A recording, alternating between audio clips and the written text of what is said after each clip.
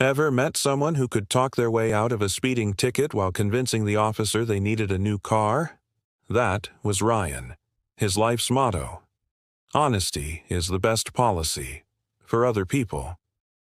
He was the master of the little white lie, the king of cutting corners, and the undisputed champion of getting free coffee by forgetting his wallet. To Ryan, life was a game, and he was holding all the cheat codes. He'd fake a terrible cough to skip a friend's wedding, then post pictures from a beach party the next day. He'd borrow office supplies like he was single-handedly stocking a new company. He once told his boss he had a rare tropical disease just to get a week off. The disease, he called it acute laziness syndrome. His friends would shake their heads, but Ryan would just wink and say, "Hey, if you're not living on the edge, you're taking up too much space." He was the star of his own comedy show, and everyone else was just part of the audience. But, as we all know, every show has a final act, and karma was about to make a show-stopping entrance. It all came to a head on his birthday. Ryan was driving his flashy, not-quite-paid-for car, probably on his way to a party he promised to help set up but had no intention of arriving early for. He was blasting music, feeling on top of the world, when suddenly, sputter, cough, silence. The car died, right in the middle of nowhere. Not a few miles from a gas station, nowhere. But are we in a movie set? Nowhere. Miles of empty road stretched out in front of him and behind him. He reached for his phone. Dead. Of course. He checked his wallet. Empty. Of course.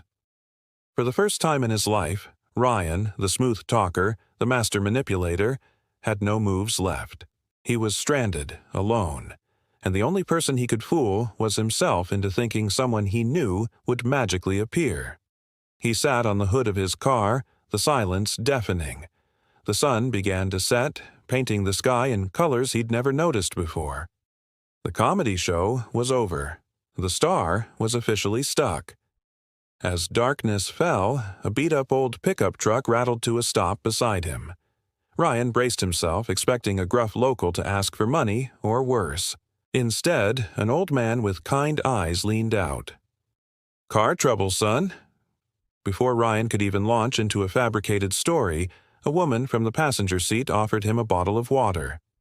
"You look like you could use this." Then, a young boy in the back seat, no older than 10, leaned forward and held out a half-eaten sandwich. "You can have the rest of mine," he said. "Mom packed extra." Ryan was stunned into silence. He, the guy who scammed free lattes, was being offered a child's dinner. The old man, without asking a single question about who Ryan was or what he was doing there, simply said, "Well, let's get you sorted."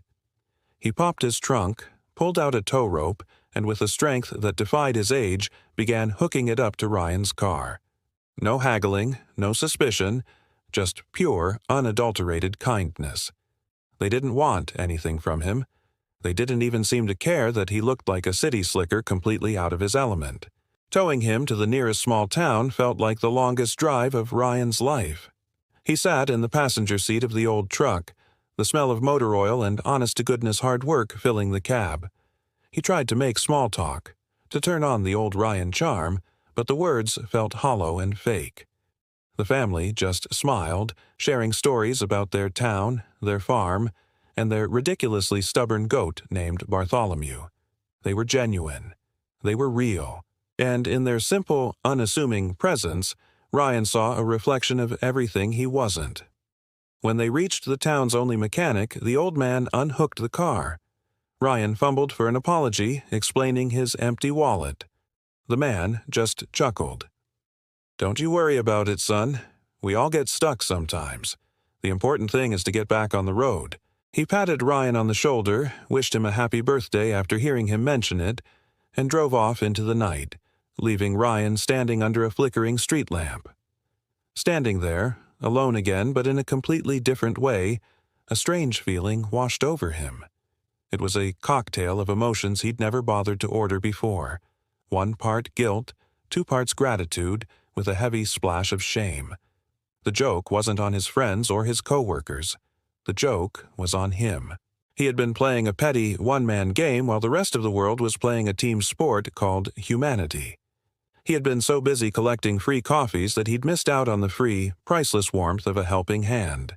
The kindness of those strangers was a mirror, and he didn't like the person looking back.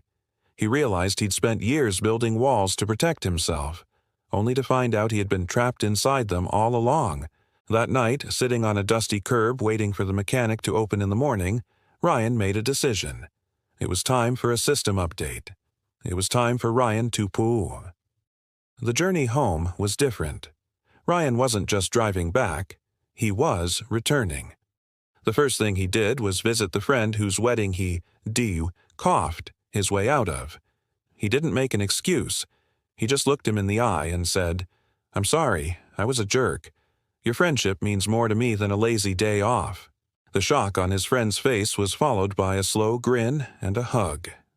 Next, he went to the office, not with a box of donuts to smooth things over, but with a stack of borrowed pens and a genuine offer to help a coworker he'd previously tricked into doing his work. He started small. He held doors for people. He helped a neighbor carry her groceries.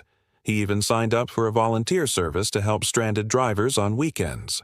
He became the guy who showed up early, not the guy who didn't show up at all. His friends, of course, had a field day. "Who are you, and what have you done with Ryan?" they'd joke.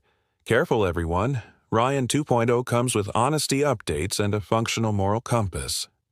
Ryan would just laugh along with them, but this time the laugh was real. It wasn't an act. It came from a place of genuine happiness. Ryan's story isn't about a magical transformation overnight. It's about the powerful realization that the connections we build with others are the most valuable currency we have. He learned that taking shortcuts in life only leads you to a lonely destination. The greatest rewards aren't the ones you can trick or scheme your way into. They're the ones you earn through kindness, integrity, and being the person that others can count on. He discovered that true confidence isn't about being able to fool everyone. It's about being so comfortable with who you are that you don't have to fool anyone. In the end, karma doesn't always show up with thunder and lightning. Sometimes it just sends a kind old man in a pickup truck to tow you back to yourself. Ryan learned that the best way to find happiness isn't by playing the system, but by being a positive part of it. Because karma might not have your email, but it always knows your address, and it will deliver its lesson, one way or another. Thank you so much for watching. If this story resonated with you, give it a thumbs up and share it with someone who might need to hear it. And for more motivational stories that inspire and uplift, make sure to subscribe to the channel and hit that notification bell. We all have the power to be a Ryan 2.0 in our own lives. Pinned. Comment. Has a moment of kindness from a stranger ever changed your perspective? Share your story below.